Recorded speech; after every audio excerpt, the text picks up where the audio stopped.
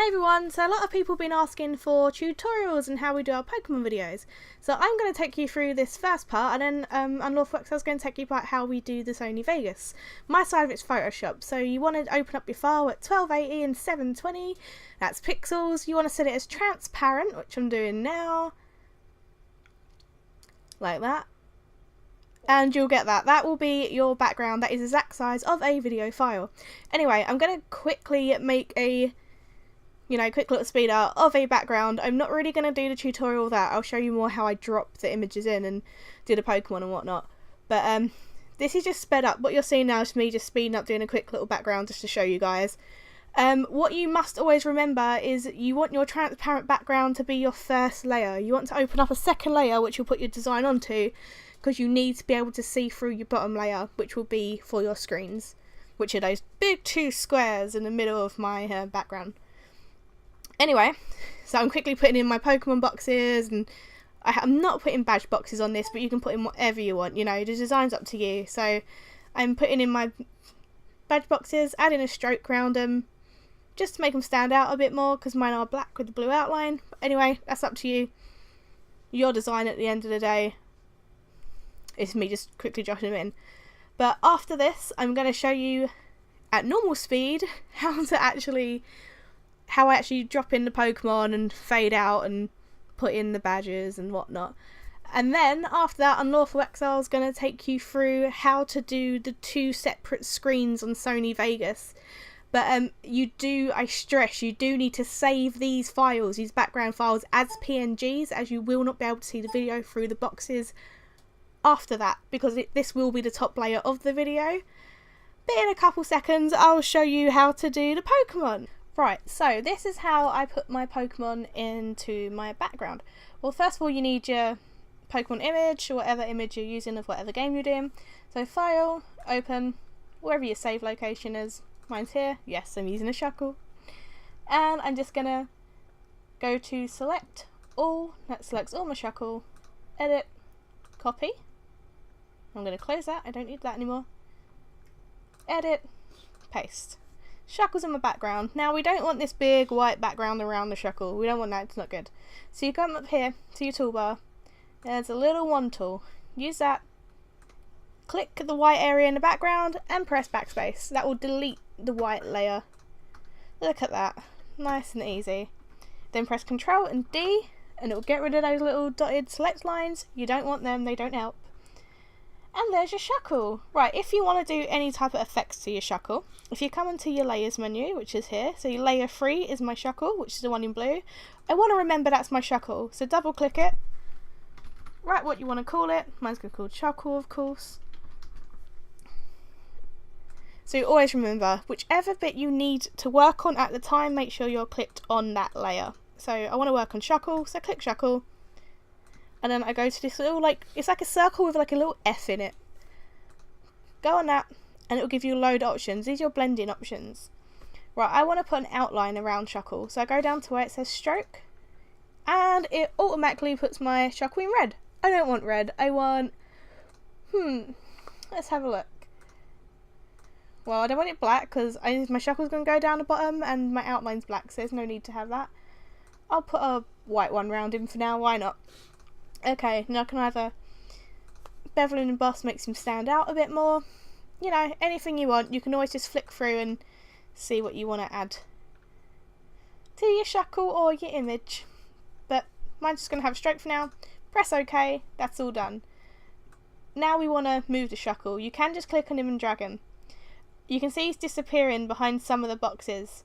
You want to bring your Shuckle to the top of your layers palette, and he'll be on top of the whole image. Right, so I want him in this box. I don't want him that big. So I go to Edit, Free Transform. This gives me the option to work on the Shuckle. If you don't want your Shuckle to change dimension, go a bit skewish, shall I say, you press Shift, and that will keep the Shuckle or your image in perfect size as you reshape it, otherwise it can tend to go a little bit fiddly. So I want him about, let's bring him down here. I usually tend to have my Pokemon a little bigger than my box, that's still a little bit too big. We'll have him in the corner like that. His legs are hanging off, but it's okay, we'll fix that. So about there, that's how I want my shackle. And you click the little arrow at the top, then apply, and your shackle's sort of sitting on your box. Right, I want to chop the shackle's legs off because I don't want anything outside of the box. So I go to this little square right at the top of my tools palette, little square in the corner, and I select the size of the box that shackle's in, like so. Then I right click it, and I go to select inverse. That means I will delete whatever outside the box. If you do not select inverse, you will delete what is inside the box, and you'll delete the wrong half of your shackle. Right, there we go. So these little legs are gone. You just press backspace once that's done. Then Control and D to get rid of the dotted lines. If you want to move him a little bit, again to the arrow, and you can use your arrow key just to move him. I still feel he's a little too big, so I want to take a little more off. Just like I did before. So select inverse, delete, have another look, and so on and so forth till you're happy. I want to now get rid of the stroke. I'm not happy with that. That's annoying me. Oh, do I like the stroke? See, I can't decide now. Okay, let's just make him a little smaller once more. Yes, it's me being fiddly, people. I'm sorry. There we go. That's better. And now I'm going to try him with the stroke again. No, I don't like the stroke. Okay. No stroke for shackle. I'm going to take my Photoshop best off. I just want a strong coloured shackle. So that's shackle in the box, and then you do that so on and so forth with the Pokemon that you do catch. What I'm going to show you now is how when my Pokemon faint or I haven't got a badge yet, like my badges are always to be seen but they're faded out. This is how you fade out. So again, you click on the layer that you need to work on. In this case it's my shackle. I'm going to fade shackle out to show you. Up here, just to the top of this layers bar, there it says opacity 100%. That means it is solid block colour. You can see it completely. You just want to double click on that. I want mine to go down to 22%. I do that and it will fade shackle. So he's 22%. So say that's a badge and I haven't got, say I've got my badge, I'm going to get my first badge. Haven't got it yet. I'll set it as 22% opacity. When I then get the badge, I double click on there, change it back to 100, and my badge will be seen. That's just how I do that. It's pretty simple. The backgrounds themselves, as long as you know Photoshop okay, they're pretty simple. There's usually tutorials online everywhere, so if you're not used to using it, just have a look or find someone that knows what they're doing, because it really isn't too difficult. But that's pretty much of how you do the background. So I'm going to pass you guys over to MrsExile, and he's going to show you how we do the two dual screens in Sony Vegas. So I'll see you soon, guys. Hey everyone, welcome to the Sony Vegas part of this tutorial. Just for the record, I'm going to be using Sony Vegas Pro 10. I've always used it. It's never had any problems. Like, I had problems when I tried it when I worked with 11, so I just stick with 10. So when you first open Sony Vegas or any Vegas, it will look a bit like this. First thing you want to change is go on your properties and make sure you're using a template that is 1280 by 720, because that's YouTube video size. So you want to show it that size just so you can see what it looked like on YouTube rather than a smaller screen and you render it and it looks a bit funny. So the next thing you want to do is you're going to drop in some files. Just going to click this button here, import media. It might be somewhere else. I'm pretty sure you can go on file, be import. There'll be another import one somewhere. So you go on import media. Our videos are always on the expansion drive. Just going to grab a couple here, so I'll grab those 4 for now, and I'll grab 4 of MrsExile. So just grab some black videos, doesn't make a difference at all. There we go. So select them all. You're going to drop them in, select all MrsExile's ones or the second ones, drop them in underneath them, and then you have your 2 video settings. This is your video, that's the audio, that's the second video, that's the second audio. First thing you're going to want to do is you're going to right click any one of these videos, go on switches and uncheck maintain aspect ratio. The reason you want to do that is because we're going to have to stretch out this top screen, and if you don't do that then it looks very odd and you're going to get all this background bit and stuff like that. So once you've done that, save yourself doing it every single time. You can control click all the rest. Actually no, wait, you got to copy this first, then you can control click all the rest of the videos, because if you record in fraps you'll know that your video gets broken up into bits. Control the rest of them, do paste event tributes, and that'll basically add in everything you want. So the next bit is where I'm going to show you how we managed to cut from that size screen to just the Pokemon screen. The thing you want to do is you're going to want to click on this button here, which is event pan and crop, or you can right click it and go on video event pan and crop, doesn't make a difference. And you're going to want to change these numbers. You can do it like dragging the sides or whatever. You can drag it this way. I don't recommend doing the diagonal because that just doesn't really help at all. But once you've done it once, if you plan on making it a series, I very much recommend writing down the numbers. The width, height, X center and Y center. It will save you a lot of time when you go back to editing it again, so you don't have to keep trying to fiddle around getting it on there. I have all the numbers written down for all of our projects. So just going to quickly do the gold and silver one, which is 508, 301. I actually need to change these numbers because these are the wrong numbers. I've been improvising lately. I've just been too lazy to change it. That needs to move over a bit, wrong way. I always do it this way as well and look on the preview screen just so I can see it. And that needs to go a tiny bit up. There we go. So that's the first bit. There you go, look. Big preview screen. If I was to render the video now, that's exactly how it would come out. Again, you want to right click it, copy, control click all the rest of your videos, click off it. There we go. And paste event tributes again. So it's like that for all of them now. Saving time all the time. Do the same thing to the bottom screen. So again, maintain, right click, go buddy event, changing event pan and crop. Lost my words there for a second. What's that one's 381.9 again. 508 381.9 is just makes the square shape for the Desmumi top screen. I don't know if it's like that for everyone's computers, but I would assume so. Desmumi is quite a universal program. It's the default size, so I've never changed it. And 363.2. There we go. Top screen sorted. So at the moment, it's still got my one because it's still full size. I haven't changed those numbers yet. But, oh, I haven't done this yet. Copy. Paste. There we go. So that's all of them. You know when it's done because this little sign here is a greenish colour instead of white normally. Excuse me for a second. Sorry, I'm not well. So once that's done, you've got your videos all nice and done. It just shows the top screen. You're going to click this button here. Track motion. Right here. It'll only be on the video track. It won't be on the audio one. It'll only be on the video one. So you go on track motion.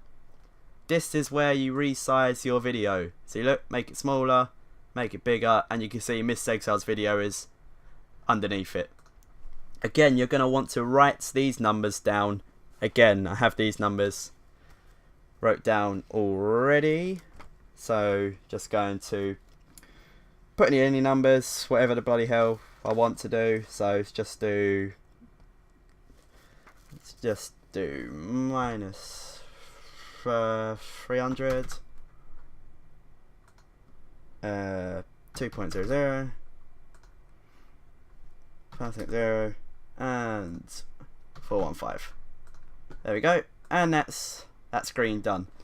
If you are trying to fit it in your background, which MrsExile showed you how to make earlier, if you have a template, you're going to insert video track. So there's one on the top because this is where your background's always going to go because it's a PNG. You're going to get your PNG, which she has saved to the desktop, hopefully, if I can find it. Video tutorial background, there we go. Put it in, whoops. put it in, drag it all the way across, and you're going to shape your video so that it always fits in the square. So I can actually make this a bit smaller and drag it across and whatnot, and all sorts of jazz, that kind of thing. Ideally you want to make it so that it lines up with one side and then just keep fiddling around with the numbers. So let's just, I don't know, try 500, 500, try minus 230. If you do minus, it'll go left. If it's a positive number, it'll go right. So that's roughly in the background. I'm not trying to get it exactly sent up. I'm just showing you guys what it's like. So that's one screen done. It looks okay. Obviously I'd more fine tune it so that the whole screen fit in, but I'm just showing you guys how to do it. I'm not looking for exact thing, because to be honest, this isn't my video. I haven't got none of my numbers written down or anything. So we're going to do the same thing with MrsExiles. If you are going to do it, obviously people enjoy seeing both screens the same size. It'd make no sense to have someone's screen huge and then someone's screen really little. So because mine's minus 230, MrsExiles would be just straight 230. Because then they're equal distance away from the sides. Makes sense. Again, gonna be 1.3, gonna be minus 1.30 because they're up and down. Because Y is up and down, X is side to side. The up and down doesn't change. So both people should have the same. So it'll be minus 1.30, 500, 500. So let's put that in now. And 500, 500. And there we go. So as you can see, both videos squeezed in there. Again, I will say try and make yours fit in a bit better than I have now. This is just for quick tutorial. If I wanted to make these fit in for the first time, I'd probably spend a good 20-30 minutes just trying to find the exact size that I like. So once that's all done, then you drop in your audio. Your audio will go, just get an audio file just for the sake of it. Black and white 2, part 8, why not? Your audio goes underneath everything. Your audio generally goes at the bottom, or I like to put my audio at the bottom. You sync it up so you get your comments obviously matching to where the video point is. Don't want to say, oh, I just used a super potion, and then 2 minutes later you use the super potion. You just drag it side to side, and then when you make a nice little sector, which you can do by just dragging the mouse anywhere. As long as you hold the click and drag it, you can make it anywhere you want. Drag it over the spare bit that you don't need. Click cut, and that'll cut it. We'll cut it to the start of the audio, and then the whole thing should cut. It'd be nice. Once you've finished, if you just have one video, you can select the whole thing. Obviously it's going to be a bit longer just because the audio is a bit longer. I haven't dropped in all of our video episodes. You go into File, and you can go on Render As Norton tells me. Yes, I know, Fraps is using a lot of CPU. You go on Render As.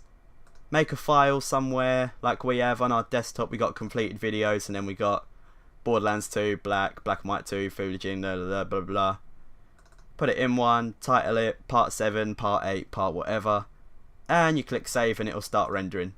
If you have more than one part, I'll just show you this quickly. You select your one whole part, so say my part 1 is this sector here. You select it, press R, and it makes a little region, as you can see here. It has number 1. You then drag your selector over the next part, say that's the rest of it, push R again, and that would be your episode 2. So say that's part 1, that's part 2. You then go into Tools, Scripting, Batch Render,